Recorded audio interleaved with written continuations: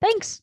Yes. So today we actually don't have the meme of the week yet, and we also don't have a media review, but no big deal because we do have a great interview for you today, and we have Seth the Senpai, who is an Oklahoma-based Twitch streamer. So let's go ahead and add him to the Zoom link, and then we will interview him.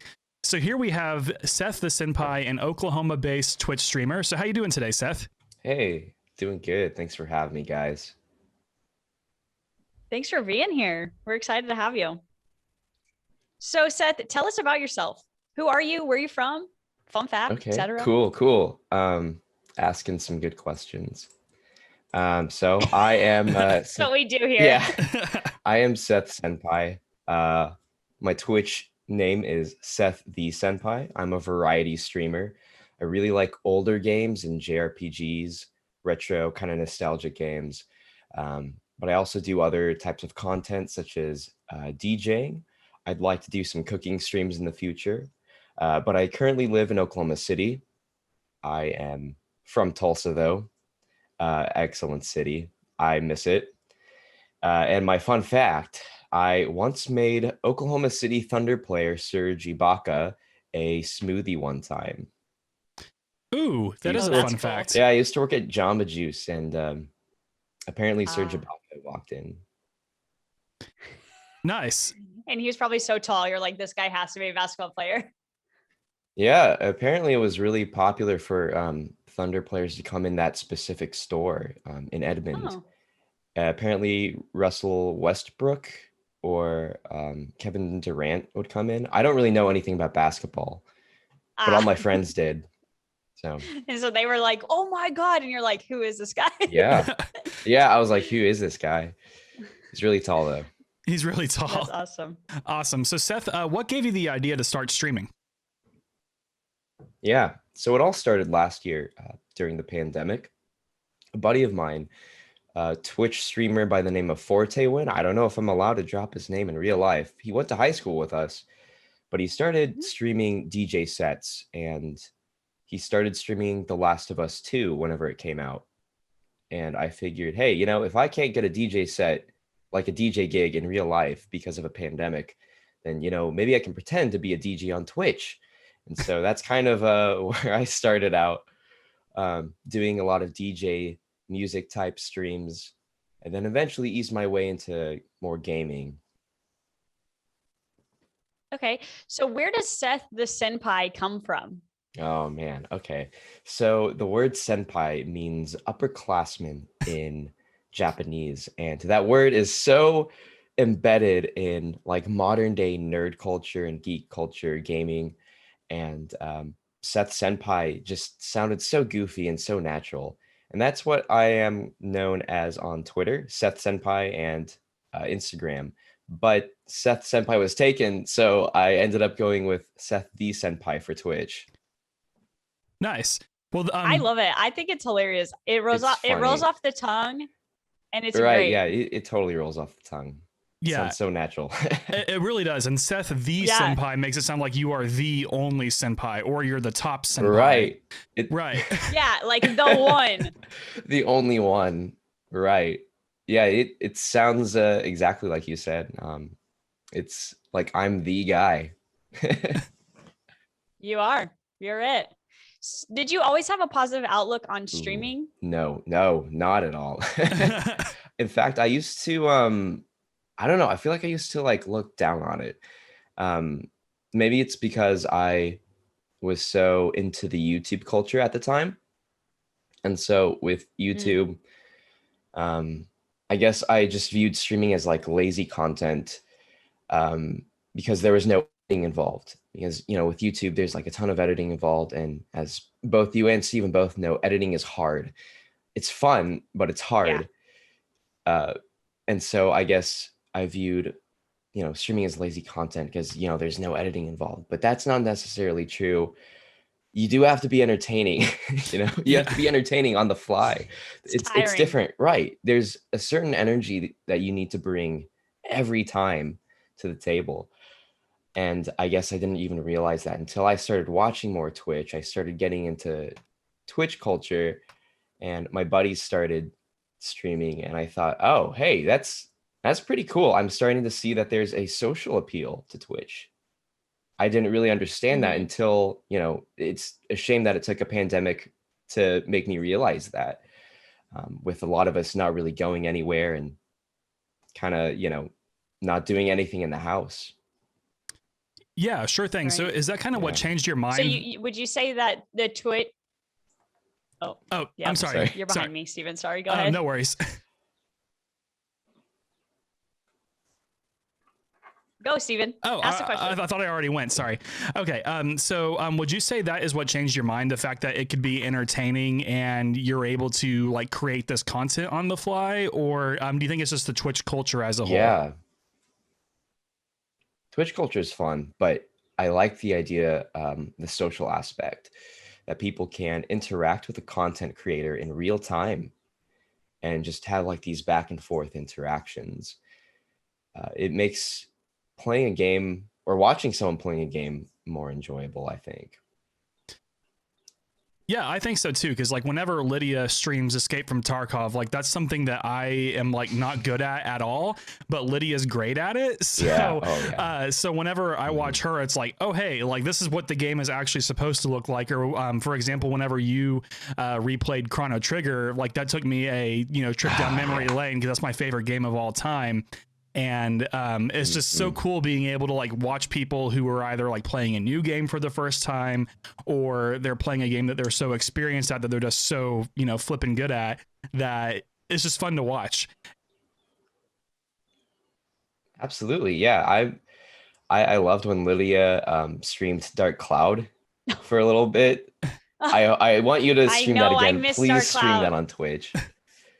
Okay. I can do that. I will do that for Oh, you, awesome. Seth. I will do it just for you. So you kind of told us what kind of content you already stream. You like to play older games, and then you have DJ streams. So what can viewers expect when watching you? Yeah. What they can expect. Yeah, I'd say definitely the DJ streams, definitely a lot of older nostalgia games. I really like playing games that I've never played before, but are kind of nostalgic to other people. Like, for example, right now I'm currently playing Resident Evil 4, and I've never played Resident Evil 4. It's apparently the best one, from what I've heard. People love that game. Came out, I don't know, like 2005 for the GameCube and the PS2. So the experience of watching someone play a game for the first time that they have no idea what to expect, and then being able to interact with that person, just that combo is something special. Like Steven said, whenever I played Chrono Trigger for the first time, I had no experience with Chrono Trigger. Had just kind of went in blind, not knowing what to expect. I didn't even know it was a time travel story. I mean, it makes sense, Chrono, but Right. had a lot of fun playing that game. So what's your favorite game of all time? I just want to know. Favorite game of all time? Oh man, I really like Dark Cloud 1 and 2. Yes, hey, there you go. My God. I really like Dark Cloud 1 and 2. I don't know. I really like Final Fantasy 6. That's a very underrated Final Fantasy, I think. People really like 7. People really like 7, 8, 10. Never played 9, but I've always wanted to. But I think Final Fantasy 6, Dark Cloud 1 and 2, especially Dark Cloud 2. I really like Dark Cloud 2. Yeah. Chrono Trigger is up there too, though. It's a good game. I really liked that game. Yeah, it's a good one for sure. That's so what motivates you to keep streaming, Seth? Ah, man, I love meeting new people on Twitch. That's my favorite thing. Like, I've met more people who are into Final Fantasy and JRPGs and Dark Cloud than I have, in the past few months than I have in the past 20 years. I really like meeting either new viewers and followers or new streamers. Man, that's my favorite aspect. It's that social aspect, man. Yeah, I agree. So how do you think streaming has revolutionized content creation? Content creation. Okay. I think that the biggest appeal of streaming is, one, there's a ton of variety out there. I think, especially on Twitch has it done so well. Well, there's so many categories, and I think you're bound to find something that you like. There's, there's people who do cooking streams, there's musicians, and there's DJs, there's people who do crafting streams. One of my friends in real life, she does a lot of crafting streamers, but then she also varies it with, Animal Crossing or Phasmophobia. There's just a lot of variety out there. And again, it goes back to that ability to interact with a content creator on the fly that I think separates it from other forms of media, such as YouTube or movies or books. Not saying anything is bad about those types of media, but I think, during the pandemic, I think people are, they're wanting something a little more social while they're at home. And I think streaming helps give them, a piece of that. Yeah, I think so too. Sure. And I think that's what finally, because I was kind of the same way as you, Senpai. Whenever I first started getting into streaming, I was like, I don't get it. Like I've talked to Lydia multiple times about this. I was like, I don't understand the appeal of it. Like, I don't understand why people like to do it. But then once you start doing it, it's like, oh, hey, this is actually something that is a whole lot of fun, and people really seem to enjoy. So that is really cool. Oh yeah, definitely. It's one of those things, like the more you do it and the more you start to grow, the more, I don't know, you start to see the fruits of your labor. It takes a lot of time to actually like start building a community and followers. But I think once you start seeing, hey, like my long days of streaming are starting to like finally pay off, then you start getting into it more. Yeah, absolutely. Definitely. All right. I think that's you, Lydia. No, I've asked the last 3 questions. Oh, did Steven. you? Okay. My What bad. is your favorite part of streaming, Seth? Yes. What is your favorite part of streaming, Seth? My favorite part, oh man. I love meeting people who have similar interests and just being able to talk to them about that stuff.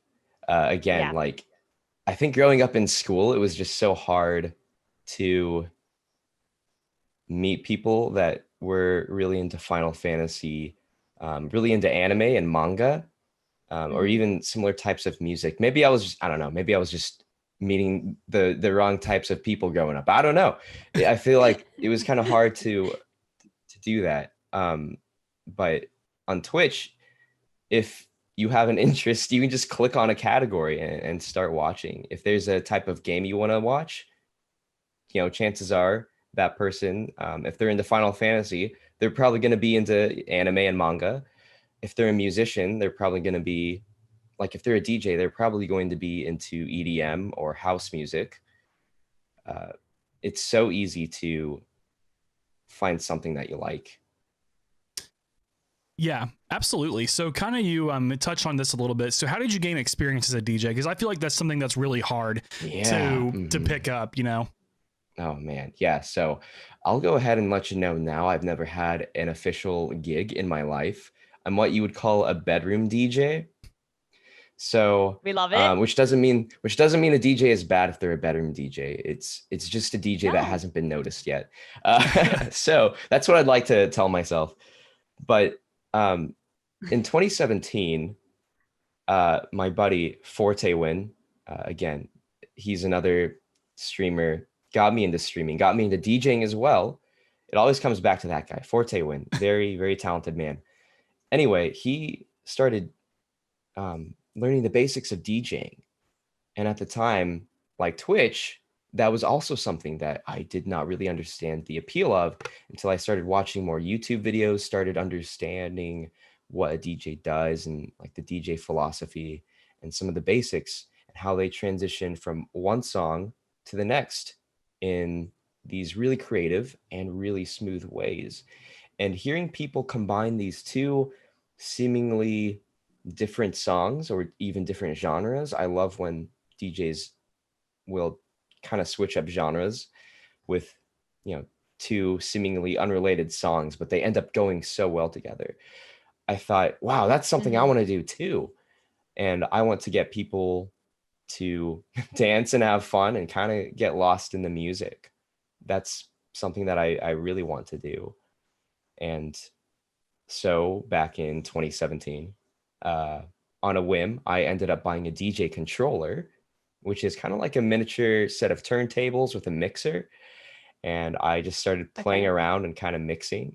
Started out doing some house music and EDM and kind of moved on to other genres as well. But I have not looked back ever since.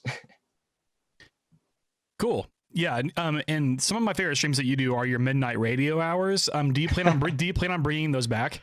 Oh man, probably for the summer. I don't know if I could do it that late though. That's really late. Midnight is so late. It so is. It's really late. I might do it in the evening. Right. And now thinking about it, because most of my audience on Twitch at the time were people I knew in real life. So streaming from like 10 o'clock to midnight on a Saturday night, I kind of felt bad for making everyone stay up that late. So I'll probably do something similar, but move it to a much earlier time. Gotcha. 5 p.m. way better. Yeah. Mm-hmm. Yeah. That way everyone can go. That go way to bed I afterwards. can tune in, right? Right, and right. I can tune in because I'm not up at midnight. Let me tell you, Seth, I'm not up at midnight. So, Seth, who or what have been your biggest creative influences? Mm-hmm. That's a great question too. So, obviously, Forte Win. I wouldn't really be on Twitch without this guy. I wouldn't be DJing without this man. Very creative man. I wish he streamed more, but I know he's a very busy guy with work and everything. Very ambitious guy too. And Steven and I went to high school with him too. Really, really cool guy. So I had to at least mention him, at the very beginning. Also, DJ Carlo Atendido, if I'm saying his name right. He is a Filipino DJ YouTuber, and he's very good at tutorials, and he's very beginner friendly because his whole philosophy is that it's not the equipment that makes the DJ, it's the skill and learning how to read a crowd and learning, knowing your audience and knowing what music to play. So I really like that kind of philosophy because I don't have expensive turntables. I don't have vinyl. I just have a tiny entry-level DJ controller. But with that, with that tiny little DJ controller, you can DJ just as well. So I like him a lot. Also, as far as YouTubers go, I really like H3H3. They're just funny and their editing's great. Video Game Donkey, his humor, top tier. Jack's Films. I don't know if you guys watch Jack's Films. Okay. No. Well, I like him because nothing he says is serious. There's YouTubers that are really goofy, and then sometimes they'll put on these more serious videos. And then there's Jack's Films, who almost never means anything that he says. He's just a really goofy guy. He promoted the Emoji Movie, like ironically, to the extent where I guess that studio, I forgot what studio made the Emoji Movie, but they apparently invited him to the red carpet premiere. Oh my gosh. He went to it. Oh my God. His wife was really mad about that, but he was really happy. So Jack's Films is really funny and he's great. And then Mumkey Jones. Mumkey Jones is a really underrated YouTuber. He doesn't make content on YouTube anymore. I don't even know if he streams anymore, but he's a really funny dude. Really underrated guy. Nice. So we kind of touched on this. Awesome. Yeah. So we kind of touched on this a little bit earlier, but what have been some of your most memorable streams? Okay. Chrono Trigger, obviously. Out of the games I've played, out of the new games that I've played, Chrono Trigger was easily my favorite one that I've streamed. I could tell that was a game that meant a lot to people.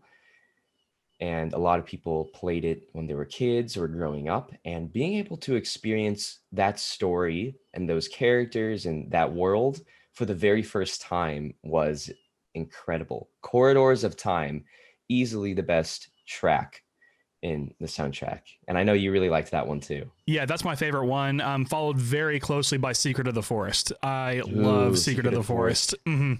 What's the track that plays when you first time travel, like the overworld map? I think it's just called the wind. I think it's the wind theme. Yeah, The wind. Bum, That one. bum. Yeah, So good. It really is. Hearing that for the first time was really cool. So that's one of my favorite streams that I've done. I think the most important stream that I've done is Shenmue. I don't know if you're familiar with those Shenmue games. Okay. Apparently, Shenmue was like one of the biggest influences on open world games. And I'd say it's a pretty underrated game. It's got a cult following, but it's a really old game for the Dreamcast. And for the time, it had the biggest budget out of any game on the market.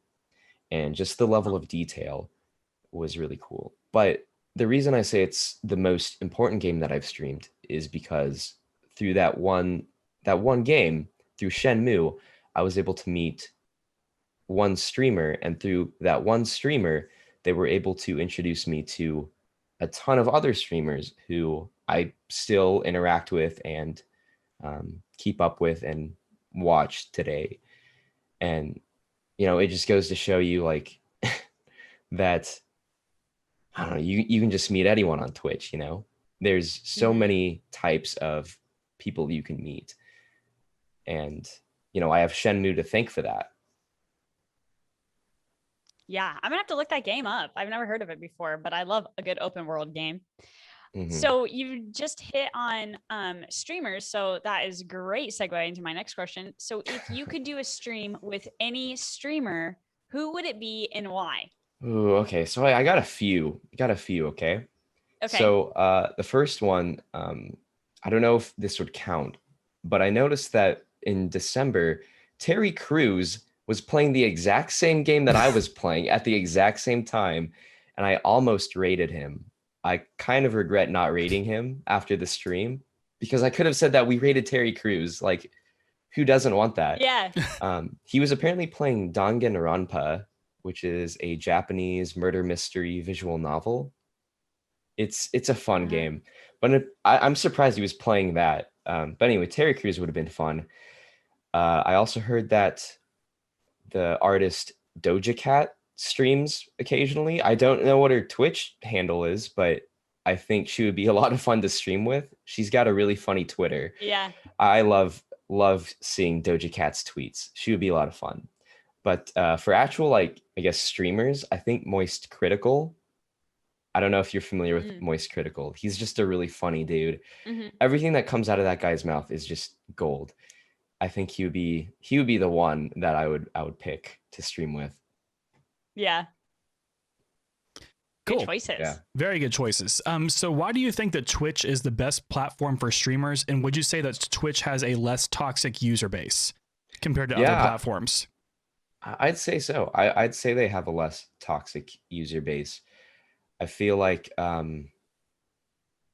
Twitch tends to value their content creators more than other platforms. I know YouTube was just known for not really caring about smaller channels or their creators in general. It was very, very common for people to get demonetized on YouTube.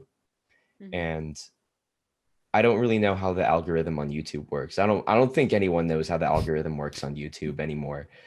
But it was really hard for smaller channels or channels that required a lot of editing to get noticed, because I think the algorithm favored people who would post consistently, once a day or once a week, versus someone like JonTron who posts maybe once every 6 months or 9 months, But I feel like Twitch generally, as a whole, cares more about their creators. Occasionally you'll hear a streamer gets banned for no reason or a really petty reason or something like that. But I think as a whole, Twitch is a good platform. Same here. Yeah, because I remember we moved from Facebook to Twitch, and it was just like night and day different. Yeah, I figure you guys would really was. the Switch. I don't know how Facebook is for streaming though. It's not easy. No. Oh. Oof. So what is on the horizon for Seth the Senpai? Yes. Okay. So there's definitely some streams that I'd like to keep in mind for the future. Being able to do a cooking stream would be really fun. Jackbox has been like on the list like since day one, and I need to bite the bullet and figure out what kind of event. Maybe for like my affiliate anniversary, maybe I'll do some Jackbox. I feel like that's, who doesn't love Jackbox? I absolutely don't love Jackbox, and that's a good game for viewers to get involved, and for me to interact with them. Jackbox would be fun. I'd like to do Dance Dance Revolution. Ooh, that'd be cool. Dance Dance Revolution would be fun. Yes! Or like a Dance Dance Revolution, like Tulsa, like, or OKC, or just Oklahoma, like content creators tournament. Oh, just have a bunch of content creators like playing Dance Dance Revolution. That's just so funny to me. That would be hilarious. I think it would be fun. I mean, I think it would be fun to do a Tears for Peers episode one of these days with you guys. I don't know what we would rank. I know I threw the idea of fish out there, just ranking different types of fish, just because how ridiculous that is. Or like plants, maybe. It is ridiculous. Maybe plants or fish. Oh, plants. Yeah.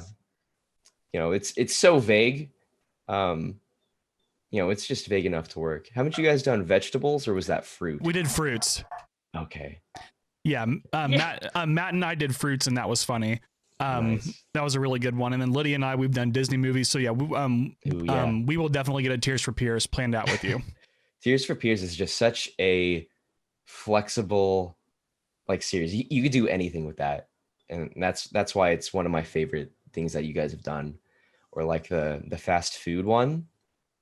That was for your 24-hour. Yeah, that was brutal. The 24-hour stream. It was fun though. It was a good time. Oh man. I loved it. I actually loved it. Yeah, it was fun. It was good. You guys. I got the 2 a.m. slot, and I got the 2 a.m. slot, and I was like, "Hey, let's do it." Oh man. Yeah, maybe I'll do a 24-hour stream one of these days. That's pretty ambitious though. Like, props to you guys. Like, even taking shifts, that's still really exhausting. I don't know how people do it. Yeah, I don't know how they do it just alone. Yeah. Me either. So Senpai, where can new viewers find you at? Yes, they can find me twitch.tv/Seth the Senpai. On Twitter, you can find me at Seth Senpai. And then on Instagram, you can also find me at Seth_Senpai. Love it. Cool. Seth, do you have a schedule that you stream on Twitch? You have a Twitch stream schedule? Or oh man, I used to have a schedule, and it used to be really long. I used to stream for like 8 to 10 hours at a time. Now I don't do that anymore, just because it's so exhausting. And there's other projects that I want to work on too. Like, I need to work on my art more, need to practice drawing more. And when you're streaming for 8 to 10 hours a day, you don't really have the time for that. So I used to have like a schedule. It was like 2 p.m. to like 10 p.m., something like that. Now I don't really do more. I don't really do that. Now my schedule is usually on a week-to-week basis. Okay. Usually about like noon or 1 o'clock to like 5. And that's it. Love that. That's a good times. Nice. All right, so we can go ahead and head into Stevia Sound Off, which is a section where Team Stevia sends us questions and takes, good or bad, we don't care. And as long as they're within reason, everyone on the show will answer them. We post a weekly thread on our Instagram story and our Twitter, and we have a dedicated channel on our Discord for this section. So let's see what we have in the mailbox this week. So Professor J-Tag asks, Brother Clementine brought the topic up, but are there any game series franchises that you love the storytelling of, but you're not a huge fan of playing them yourself? If so, what game? Wow. Yeah. So for me, my answer for this, I mean, I know Tarkov doesn't really have a lot of storytelling in it, but that's one that I don't like to play, but I love to watch. So that's mine, is Escape from Tarkov. For me, I'd say like horror games, because horror games are just so spooky for me. Like I feel like I'm barely Yeah. getting by playing Resident Evil 4 right now.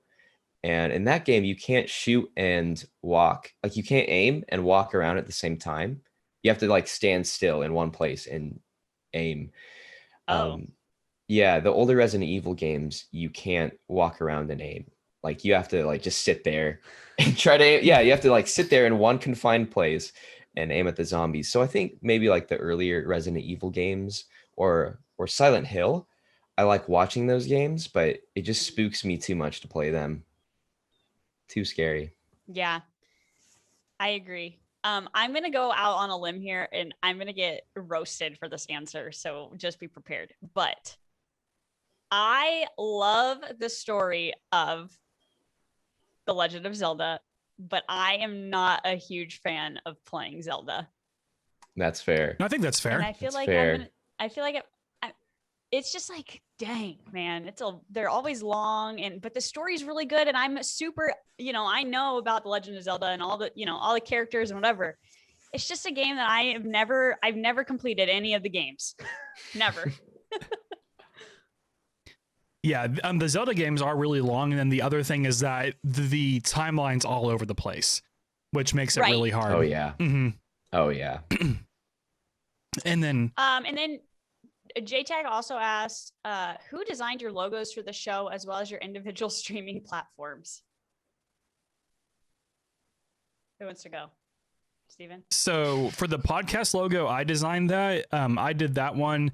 And then for my individual streaming platforms, Sarah Frick did mine, who we know from Golden Ones. Oh, is that where the like synthwave like PBS logo comes from? She designed that? The STVN logo. So this guy right here, she designed that. Yep. Oh yeah, I love that one. I just love the aesthetic of your channel. Thanks. Yeah. I guess I don't really have a logo. I kind of just drew something. I just drew myself and just put that as my Twitch profile pic. We love it. And I got my logo off of how do you say it, Steven? Fiverr? Fiverr. It could be Fever though. Fiverr's we do this great. every time. Yeah. We do this every time. I never know how to pronounce it. So Fiverr. I found a logo company on Fiverr, and they did it for me. So right on. So next up, I ask, Seth, what truly is the greatest anime betrayal of all time? Oh man, the greatest anime betrayal of all time. Oh gosh. Probably the fact that there's not Paul Blart Mall Cop 3 yet. Okay. That is the biggest anime betrayal of all time. We need the trilogy completed. Yeah. Stop. That's funny. Ridiculous. I can't. That there's no Paul Blart Mall Cop 3. And then next up, I want to know, of course, which elementary school was the best? Oh, Westwood Wranglers. Westwood Wranglers. Westwood Wranglers, baby. Yeah, we're the best kids in town. Is that like part of the motto or whatever? That was part of the theme song. Oh yeah. See, I don't actually remember it, but I just know that Westwood was, in fact, the best elementary school. It was. Yeah. So for a bit of background, Seth and I have known each other since 3rd grade. So yeah, because I don't think we've mentioned that yet. And then since they win, he asks, can Seth share his DJ setup? And I don't know if he means like, can he actually borrow it, or can you share what? Because I think this is your cousin. That is my cousin, Sensei Win. Yeah. So my DJ controllers that I use, that is the Pioneer, I think SSB D. Well, let me look this up. The Pioneer, I think it's the DDJ 200. Yeah, the Pioneer DDJ 200. It's just a tiny little controller. It gets the job done. As for my speakers, I want to say they're JBL powered speakers. I don't remember the specific type. And then the table that I use, it's not really anything special. It's just a folding table that I bought from Amazon. And I also use like a tablecloth to put over that, a black tablecloth to make it look a little more fancy than it actually is. Gotcha. Well, your DJ setup is Love it. so cool. It's amazing. Lydia, do you want me to pronounce this next one, or do you want to try it? You know, I was just sitting here looking at it like, oh, dang, I don't think I can do it. I always try and it never works out for me. So if you want to pronounce the name and I'll ask the question. Okay, that's a good compromise. Deal. Okay. So Vagina Leon the Magnanimous asks, thoughts on the current state and future of VR? So I think that VR right now, I have never invested in VR because I think that it's going to be like way better in the next 5 years. I think that the future of VR is like, that's how we're going to play our games eventually, is like virtual reality. Like, you really think so? Like, I think it's going to be like the Oasis in what movie is that, Seth? What book is that? Steven hasn't watched the movie. It's Ready Player One. Gosh. Thank you, Ready Player One. That's what I thought. So I think that eventually it's going to be the Oasis out here, but that might be not for like 1,000 years. I don't know. But... So you think that's the future of gaming? Yeah. See, I think that VR will always be there as an option, but I don't think it'll overtake how we play our games. And that's my opinion on virtual reality. Yeah, I can see that. I think the last time I played virtual reality, I think I was just playing Beat Saber at a friend's house. And I don't know what it's going to be like in the next like 5 to 10 years. Hopefully it's like, crazy good at that time. I think, I'm more with Steven. I see it like as an option. I could see more games having VR as an option. I think Resident Evil 7 like had an option for VR and it looks pretty dope. But I feel like, people I don't know. I feel like people are always going to want to play on a controller. If you're like me, you might get motion sickness from VR. I don't know. I see myself getting motion sickness from VR. That's why I'm like, I don't know if I want to like buy it just yet. Right. We'll see though.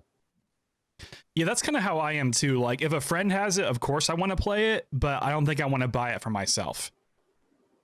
Yeah,